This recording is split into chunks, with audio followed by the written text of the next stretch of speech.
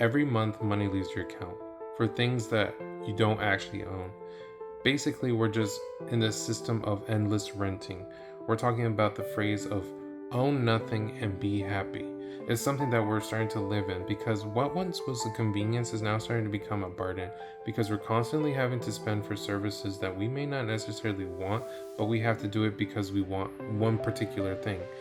And the crazy part is anything can happen to those services at any time, and there's nothing you can do about it. You just pay for access to these things, and you're gonna see the frustration that people are truly feeling.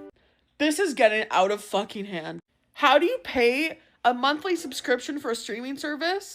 And now you want me to pay to rent a movie on the streaming service? What is going on?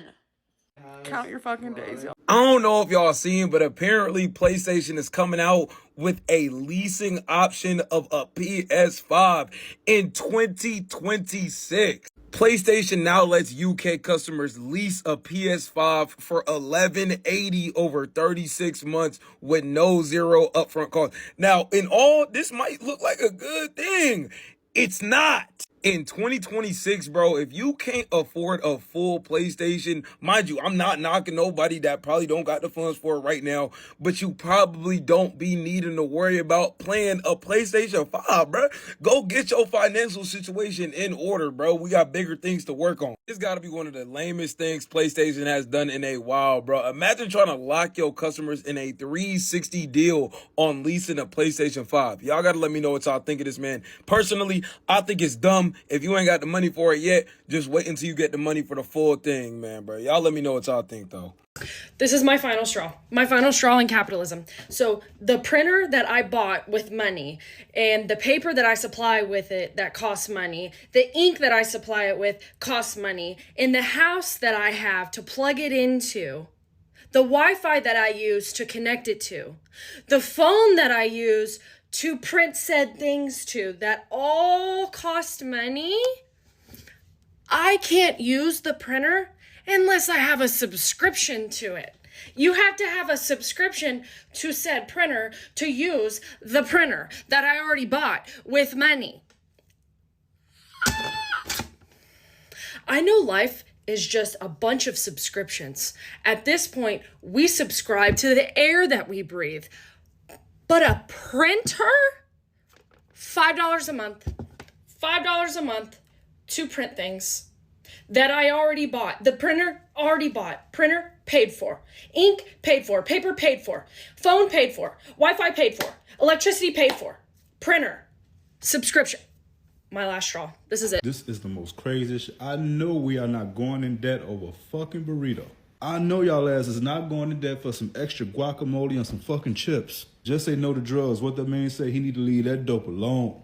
He need to leave that, because this is the most craziest, dumbest shit I've never seen in my life right here. And the crazy part is, did you know 1 out of every 5 Americans actually use this Afterpay, this buy now, pay later shit? And this was most definitely a person who had food at home and just didn't want to fucking cook. You can't tell. I know a person like this when I see it. Have you ever heard of the phrase, you'll own nothing and you'll be happy? It's a prediction a Danish politician made almost a decade ago, and now it's reality. Take this DVD, for example.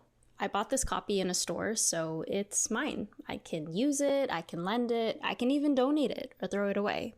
Copyright law calls this the first sale doctrine. But if I wanted to save some plastic and buy the same movie off of Prime Video, I wouldn't own it. Prime Video does. They're only letting us license it. And that's the sinister part of streaming platforms. Because we don't own anything, CEOs can do whatever they want with our access. They can remove archives, they can shut down websites. Better yet, they can even lay off hundreds of workers that make the movies and shows we watch and turn back around and raise the prices on us. Over 3 times higher than the rate of inflation. Whoever's happy right now, it's not us.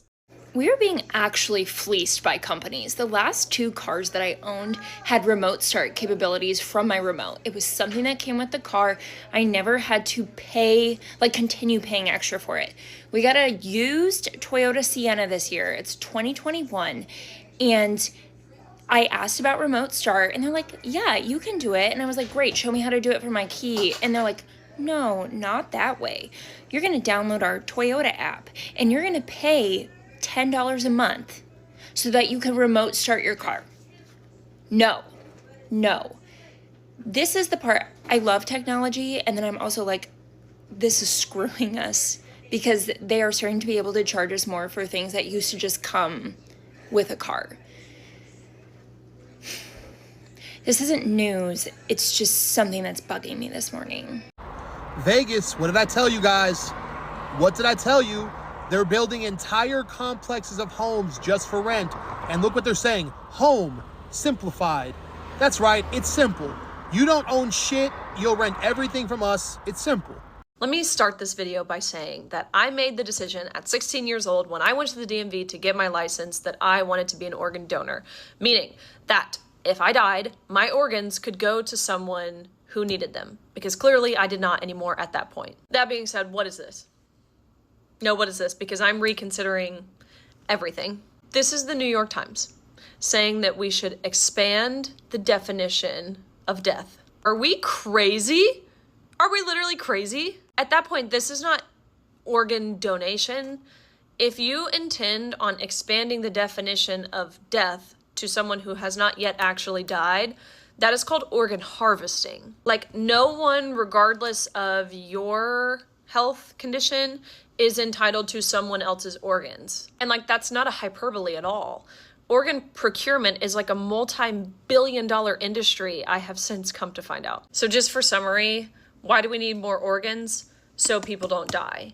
How are we going to get those organs to prevent people from dying? Well, we're going to effectively kill them. And to think that there are some people so outraged by a denim ad to say that it's eugenics when we're ignoring things like this.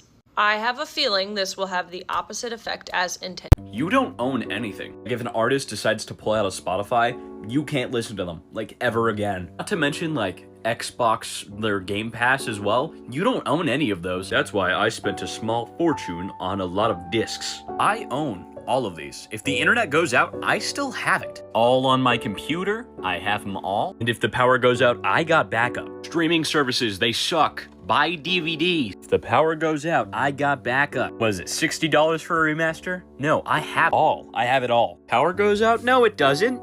It doesn't.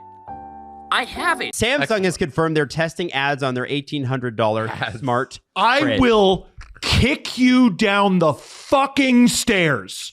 An ad on the fridge in my house? Count your goddamn days. I'm old enough to remember owning things. Mm-hmm. Remember that? Remember owning things? Why is there an ad on my fridge? Do I own the fridge? Yes. They'll beat the shit out of you. Unbelievable. As a part of our ongoing efforts to strengthen everyday value from our home appliance customers, we are conducting a pilot program to offer promotions and curated ads. Die in a fire. Are you joking? If I have to pay $6 to rent a movie off of Amazon when I have a Prime subscription, we've got some issues and just need to reopen Blockbuster and all the video stores, because those days were great. And you know what? Whatever. I'll deal with the employees at the desk judging my movie decisions. Don't care. This is just getting stupid. Why do we have all these video services to not have the movies? I'm a former federal prosecutor, and the FBI just admitted something terrifying about your home security camera in the Nancy Guthrie case. At first, the FBI said they were not able to pull video footage because she did not have a cloud subscription, so her camera was effectively dumb. But then the FBI director announced they were able to pull a video from the residual data located in the back-end system. This confirms what I've been telling you. Just because you can't see the video doesn't mean that they don't have it. Even without a subscription, these cameras are constantly buffering and sending packets to the server. So you think you didn't pay for storage, but in reality, you just didn't pay for access. As a former federal prosecutor, I can tell you the cloud never forgets. Deleted or unsubscribed usually just means hidden from the user. It does not mean gone.